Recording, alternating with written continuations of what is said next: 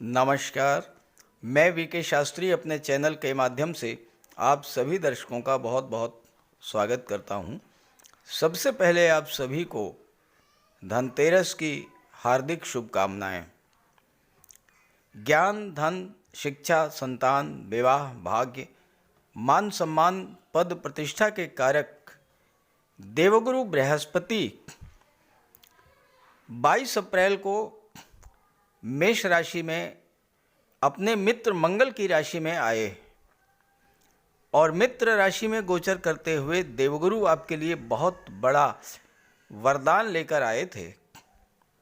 लेकिन मेष राशि में आते ही गुरु राहु का चांडाल दोष बन गया और 7 महीने बीतने के बाद भी गुरु आपके लिए कुछ भी नहीं कर पाए। गुरु धन के कारक होते हैं, धन की समस्याएं ज्यों की त्यों बनी रहीं।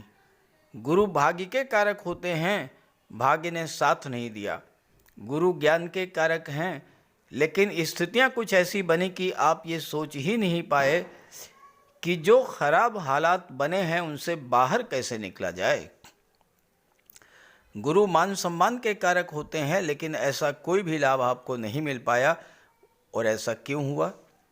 ऐसा इसलिए हुआ कि आते ही राहु के साथ चांडाल दोष बना।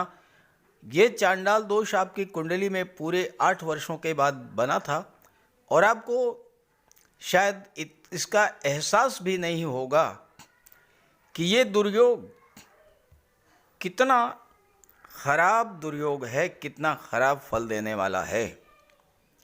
आपने इसके दुष्प्रभावों को 8 माह तक झेला, लेकिन अब 30 अक्टूबर को गुरु राहु के प्रभाव से मुक्त हो चुके हैं। चांडाल दोष की समाप्ति हो चुकी है और ये दिवाली आपके लिए बहुत खास होने वाली है।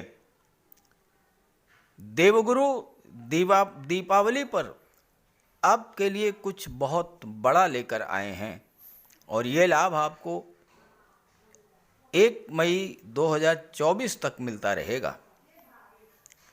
ये विश्लेषण आपकी चंद्र राशि के आधार पर किया जा रहा है और वीडियो के अंत में मैं आपको देवगुरु बृहस्पति के उपाय भी बताऊंगा।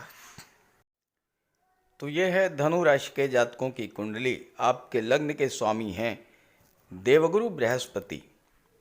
22 अप्रैल 2023 को देवगुरु का गोचर आपकी कुंडली के पंचम भाव में, त्रिकोण के भाव में, सबसे शुभ भाव में हुआ और देवगुरु कुंडली के पंचम भाव में अति विशिष्ट कारक होते हैं। यहाँ पर गोचर करते हुए गुरु की दृष्टि भाग्य के भाव पर, गुरु की दृष्टि लाभ के भाव पर और गुरु की दृष्टि आपके लग्न पर पड़ी। गुरु यहाँ पर आपको संतान का सुख देने के लिए आए थे। यहाँ पर गुरु छात्रों को सफलता देने के लिए आए थे। आपकी संतान की भाग्योन्नति कराने आए थे, आपकी भाग्योन्नति कराने आए थे, आपकी इनकम को बढ़ाने के लिए आए थे, आपको धन का लाभ देने के लिए आए थे। देवगुरु यहाँ पर आपके पूर्व संचित कर्मों का शुभ फल देने के लिए आए थे।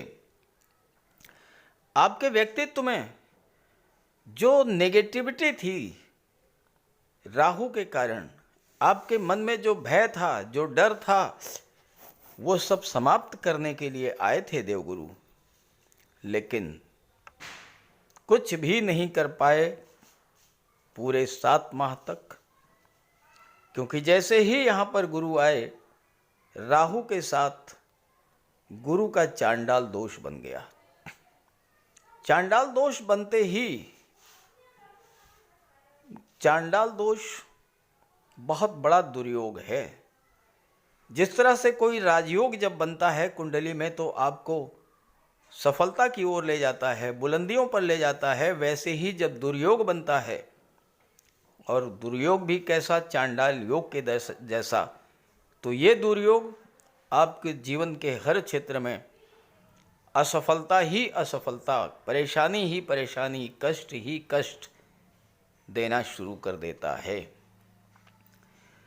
जैसे ही चांडाल दोष बना, पंचम भाव होता है शिक्षा का, छात्रों के मन में पढ़ाई को लेकर एक भटकाव की स्थिति बन गई, एक गलत फहमी की स्थिति बन गई।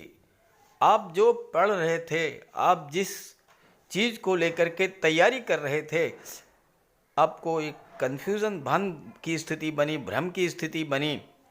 आपको ये लगा कि आपका दूसरा सहपाठी, आपका मित्र किसी दूसरे स्ट्रीम से पढ़ाई करके सफलता की ओर आगे बढ़ गया और आप किसी दूसरे स्ट्रीम में हैं। आपको ये लगा कि आपको चेंज करके उसी स्ट्रीम में जाना चाहिए और सफलता अर्जित करनी चाहिए, लेकिन वो भी नहीं हो पाया। निरंतर भटकाव की स्थिति बनी रही, पढ़ाई से मन हट गया। संतान को लेकर आपकी चिंताएं बढ़ी होंगी। आप अपनी संतान के लिए कुछ करना चाहते थे, नहीं कर पाए। संतान से किसी बात को लेकर के बिला वजह का मतभेद हुआ होगा, तनाव की स्थिति बनी होगी। और भाग्य के भाव पर जब चांडाल दोष का प्रभाव पड़ा, गुरु और राहु की दृष्टि जब नवम भाव पर पड़ी, तो भाग्य ने भी आपसे मुंह मोड़ लिया होगा। आपका भाग्य आपसे दूर चला गया होगा, आपका साथ नहीं दिया होगा भाग्य ने। और भाग्य का साथ न देने से फिर आपके जो भी कार्य थे वो बिगड़ते चले गए, क्योंकि राहु तो एक ऐसे ग्रह हैं जो कि बाधा विघ्न उत्पन्न करते हैं अगर दुर्योग बना रहे हों तो। अगर राहु खराब स्थिति में हैं तो आपके काम बनते बनते 99% बन जाएंगे, लास्ट में बिगड़ जाएंगे।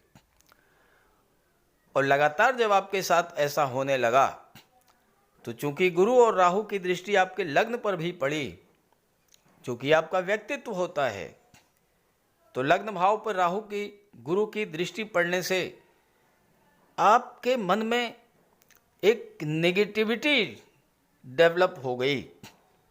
लगातार असफलता मिलने के कारण, कार्यों में रुकावट आने के कारण आपकी सोच नेगेटिव हो गई। आपको डर लगने लगा। कोई नया काम शुरू करने से पहले आपके मन में सबसे पहला यही सवाल आता था कि इस काम को मैं शुरू तो करने जा रहा हूँ, पता नहीं सफलता मिले या ना मिले। और इस वजह से कोई काम आप कर ही नहीं पाए होंगे। जहाँ तक 11वें भाव पर गुरु और राहु की दृष्टि पड़ने का प्रभाव है, चांडाल दोष का प्रभाव जब 11वें भाव पर पड़ा तो सबसे पहले आपकी इनकम के सोर्स बंद हुए होंगे। पैसा आपको जो मिल रहा था वो नहीं मिल पाया होगा। आप कोई कार्य कर रहे थे, कोई बिजनेस कर रहे थे, उसमें घाटा होने लगा होगा। कोई सरकारी प्रोजेक्ट आपके पास था, उसमें रुकावटें आई होंगी। आपने कोई प्रोजेक्ट पूरा कर दिया, आपको पैसा मिलना था गवर्नमेंट के पास, वो पैसा नहीं मिल पाया आपको। आर्थिक स्थिति धीरे धीरे आपकी खराब होती चली गई। और लग्न भाव पर जब आपके चांडाल दोष का प्रभाव पड़ा तो स्वास्थ्य भी खराब हुआ, मन में चिंताएं बढ़ी, संतान को लेकर, धन को लेकर के, नौकरी, व्यापार, व्यवसाय, रोजगार को लेकर, स्वास्थ्य को लेकर, दाम्पत्य जीवन को लेकर, अपने परिवार को लेकर के तरह तरह की चिंताएं आपके मन में बढ़ती चली गईं। आप निराशा और हताशा के गर्त में निरंतर गिरते चले गए। और ये सब कुछ आपने पिछले 7 माह से झेला। अब 30 अक्टूबर से स्थितियां बदल गई हैं। राहु राशि परिवर्तन करके मीन राशि में, गुरु की ही राशि में गोचर कर रहे हैं 4थे भाव में, और गुरु अकेले हैं 5म भाव में अपना पूरा पूरा फल प्रदान करने के लिए। तो आइए बात करते हैं अब क्या वरदान प्राप्त होगा देवगुरु से आपको। राहु आपकी कुंडली के 5म भाव से 30 अक्टूबर को हट चुके हैं। गुरु अब इस समय पूरा पूरा फल देने के लिए तैयार हैं। और राहु भी आपके लिए बहुत अच्छा रिजल्ट अब देंगे। देखिए, राहु एक ऐसे ग्रह हैं जो कुंडली में अकेले हों और केंद्र के भाव में या त्रिकोण के भाव में गोचर करें, प्रथम भाव, चतुर्थ भाव, सप्तम और दशम में राहु का गोचर हो, पंचम और नवम में राहु का गोचर हो और अकेले राहु गोचर करें तो बहुत अच्छा रिजल्ट देते हैं। क्योंकि जब अकेले राहु गोचर करते हैं तो उस भाव के स्वामी के रूप में कार्य करते हैं। इस समय आने वाले 18 माह तक राहु चौथे भाव के स्वामी के रूप में कार्य करेंगे और चौथा भाव होता है भौतिक सुख सुविधाओं का, भूमि भवन प्रॉपर्टी का, मातृभूमि का, माता का, राजनीति का, आपके सोशल स्टेटस का। और इन सब के लिए राहु गुरु दोनों ही आपको बहुत हेल्प करेंगे। जैसे ही राहु 30 अक्टूबर को पंचम से हटे, सबसे पहला प्रभाव उसका ये पड़ेगा कि छात्रों के मन में जो भटकाव की स्थिति थी वो समाप्त हो जाएगी। आपका कंसंट्रेशन बढ़ेगा, आपका फोकस बढ़ेगा। चूंकि गुरु का ज्ञान आपके पास पूरी तरह से इस समय होगा, आप ये तय कर पाएंगे कि अब आपको क्या करना है, क्या पढ़ना है, क्या तैयारी करना है, क्या करने से, किस क्षेत्र में तैयारी करने से आपको सफलता मिलेगी। संतान के लिए कुछ आप करना चाह रहे थे, नहीं कर पाए थे, अब आप अपनी संतान के लिए कुछ कर पाएंगे। किसी कारण से आपके संतान के बीच में मतभेद की स्थिति बनी थी, वो समाप्त होगा। पंचम भाव लव रिलेशन का होता है। जब राहु यहाँ पर थे तो आपके रिलेशंस में भी गलतफहमी और तनाव की स्थिति बनी होगी। अगर आप रिलेशन में हैं, ज़रूर कमेंट करके बताइएगा। गलतफहमी, तनाव, सेपरेशन की स्थिति बनी होगी। और अगर आप विवाह के इच्छुक थे तो राहु ने आपका विवाह नहीं होने दिया होगा। विवाह के मार्ग में तरह तरह की बाधाएं उत्पन्न की होंगी। लेकिन अब जो आपसे दूर चले गए थे वो फिर आपके पास आएंगे, आपके रिलेशन फिर से आगे बढ़ेंगे और वो आप अपने रिलेशंस को विवाह की दहलीज तक ले करके जाएंगे। क्योंकि सप्तम के स्वामी बुध हैं, बुध अत्यंत शुभ ग्रह हैं। सप्तम भाव का स्वामी कोई भी शुभ ग्रह, गुरु, शुक्र, बुध अगर बनता है तो विवाह का योग बनता है। यहाँ पर गोचर करते हुए गुरु की दृष्टि भाग्य के भाव पर पड़ेगी और राहु बैठे हैं चौथे भाव में। राहु जिस भाव में गोचर करते हैं उस भाव की चीज़ों के प्रति आपकी इच्छा को, आपके लगाव को बहुत अधिक बढ़ा देते हैं। और राहु एक ऐसे ग्रह हैं जो सभी 9 ग्रह में सबसे ज़्यादा चतुर, चालाक, डिप्लोमेसी के कारक, कूटनीति के कारक, अपना कार्य किस तरह से सिद्ध किया जाए, शॉर्टकट के कारक, ये सब राहु होते हैं। और यहाँ पर राहु का गोचर 18 माह तक रहेगा और इन 18 माह में आपकी भूमि, भवन, प्रॉपर्टी की जो कोई इच्छा थी वो इच्छा जरूर पूरी होगी। राहु विदेश के कारक होते हैं। राहु की दृष्टि विदेश भाव पर पड़ेगी। आप विदेश जाने की इच्छा रखते थे, नहीं जा पा रहे थे, राहु आपकी ये इच्छा पूरी करेंगे। जैसे ही राहु चौथे भाव में आए हैं, विदेश जाने के मार्ग खुलना शुरू हो जाएंगे। आपके पासपोर्ट वीज़ा की समस्या थी, आपको वर्क परमिट नहीं मिल पा रहा था, आपके लिए धन की समस्या थी, ये सारी चीज़ें धीरे धीरे सॉल्व होना शुरू होंगी। आपका विदेश जाने का सपना पूरा होगा। राहु एक ऐसे भाव में बैठे हैं जो कि भूमि, भवन, प्रॉपर्टी का होता है। विदेश में अगर आप पहले से हैं और वहाँ पर आपकी इच्छा है कि आप भूमि, भवन, प्रॉपर्टी खरीदें तो राहु आपकी इस इच्छा को पूरा करने में पूरी हेल्प करेंगे। राहु चौथे भाव में गोचर कर रहे हैं, राहु का जो मूल स्वभाव है वो है आपके मन में भ्रम पैदा करना।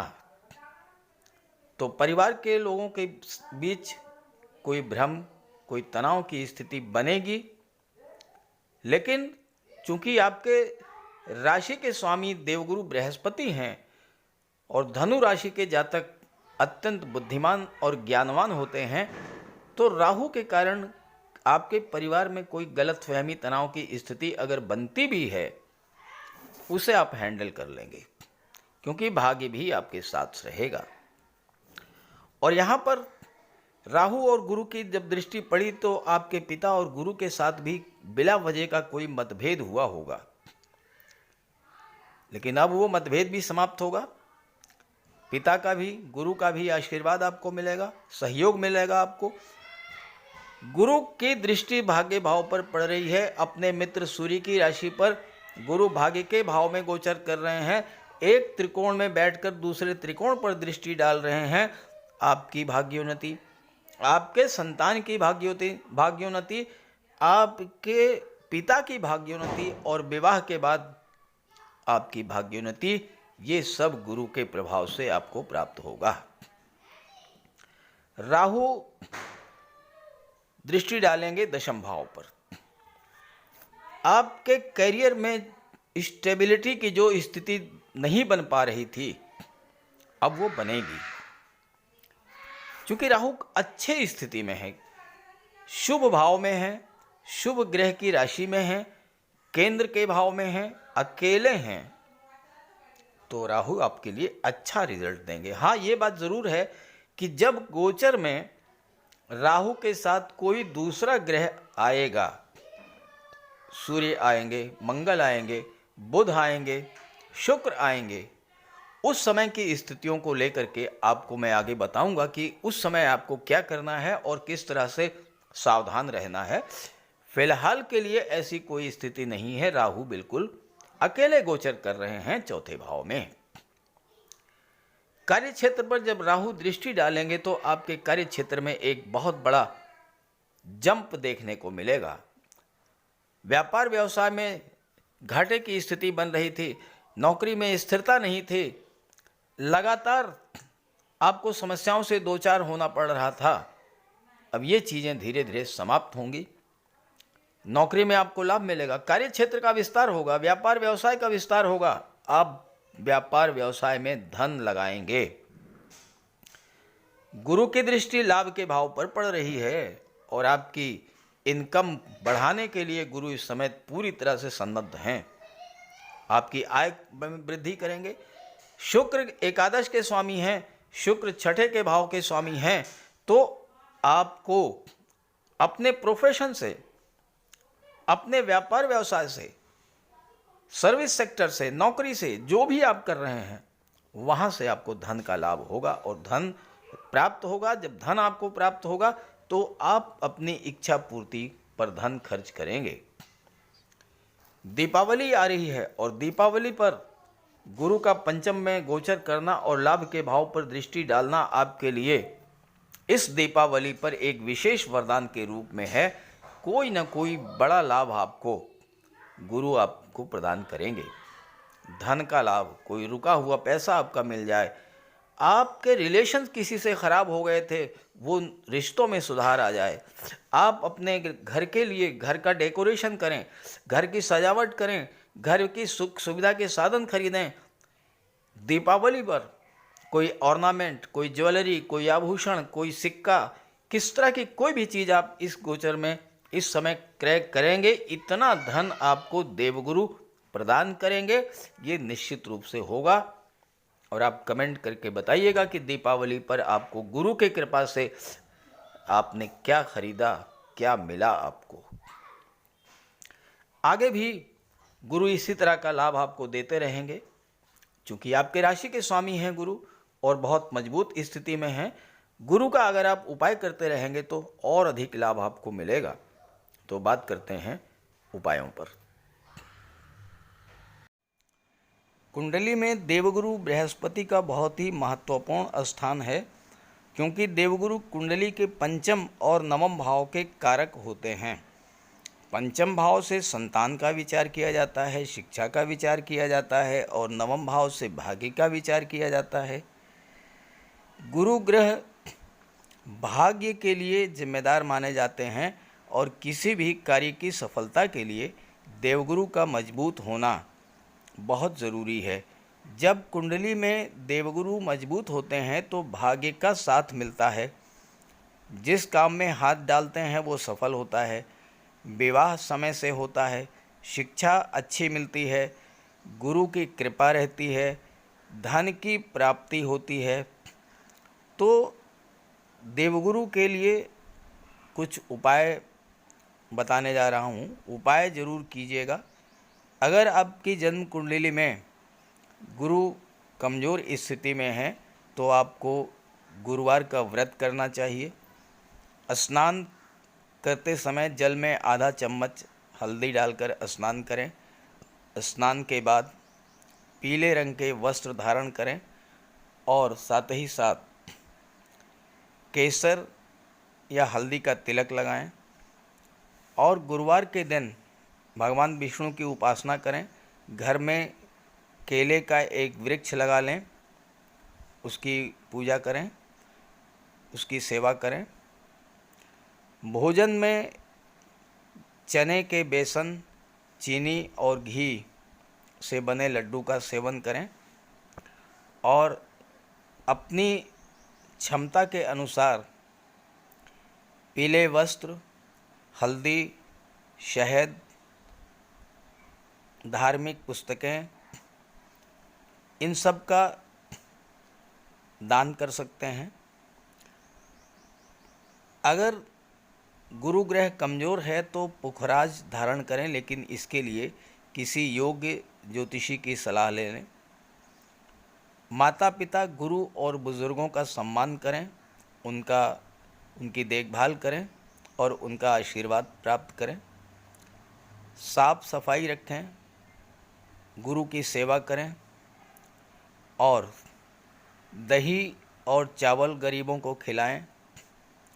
किसी गरीब को, किसी दिव्यांग व्यक्ति को भोजन कराएं। किसी वृद्धाश्रम में जाकर के वृद्धों के साथ कुछ समय बिताएं, उनकी समस्याओं को जानें, समझें। कोई ज़रूरी नहीं है कि आप धन से ही सहायता करें, तन और मन से भी आप मदद कर सकते हैं दूसरों की, और ऐसा करने से देवगुरु अत्यंत प्रसन्न होते हैं। और जब देवगुरु बलवान होंगे तो आपको पूरा लाभ मिलेंगे। तो ये उपाय करके देखिएगा, लाभ होगा। कमेंट करके बताइएगा ताकि आपके साथियों को भी इसका लाभ मिल सके। नमस्कार।